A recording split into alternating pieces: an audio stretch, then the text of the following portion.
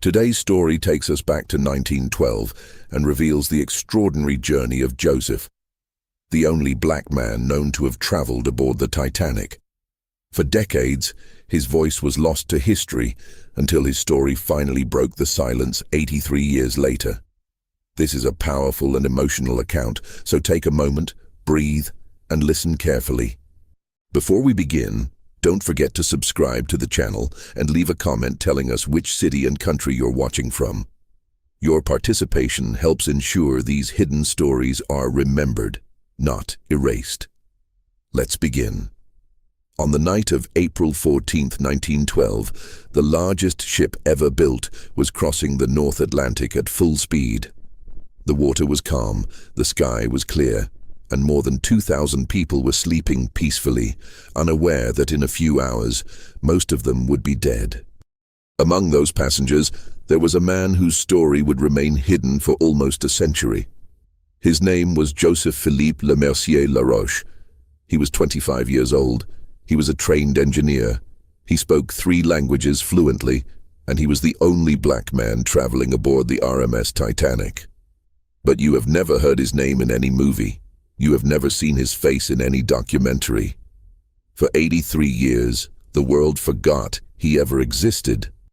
Until his daughter, at 84 years old, decided to break the silence and tell the world what really happened that night. This is a story about love, racism, sacrifice, and a promise that was never kept.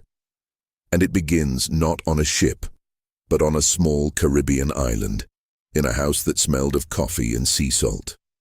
Joseph was born on May 26, 1886, in a coastal city called Cap Haitien in the northern part of Haiti. At that time, Haiti was a country still recovering from decades of political instability. But Joseph's family was different. They were not poor.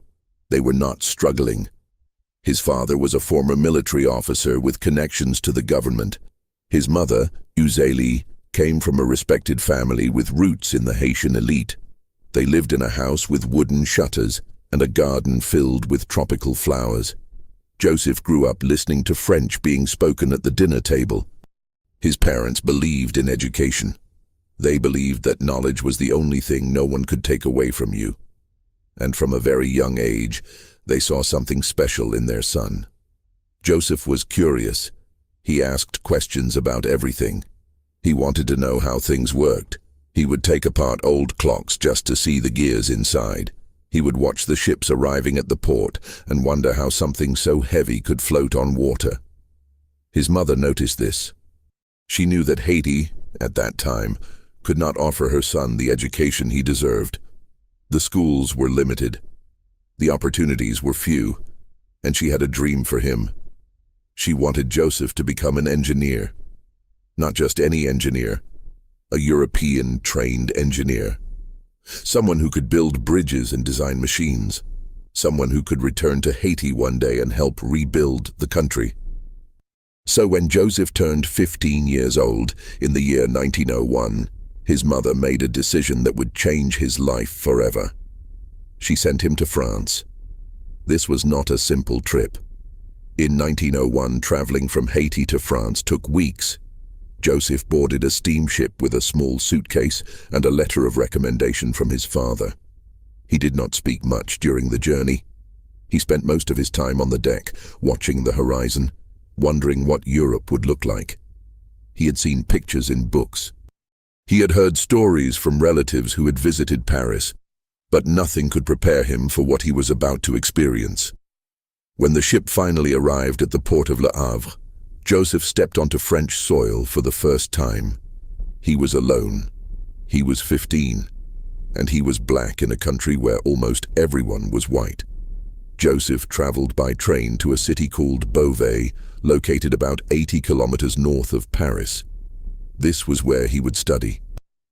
This was where he would spend the next several years of his life. The city was small, with cobblestone streets and old stone buildings. The winters were cold, much colder than anything Joseph had ever experienced in Haiti. But he adapted. He found a small room to rent. He enrolled in school. And he began studying engineering with a focus that impressed his teachers. Joseph was not just smart. He was disciplined. He woke up early every morning. He studied late into the night. He learned French grammar until he could write better than most of his classmates. He learned mathematics, physics, and technical drawing. He wanted to prove that a black man from Haiti could compete with anyone in Europe. But France was not easy for Joseph. The people were polite but distant. Some of them had never seen a black person before. They would stare at him on the street. They would whisper when he walked into a room. Joseph learned to ignore it. He focused on his studies. He told himself that once he had his diploma, everything would be different.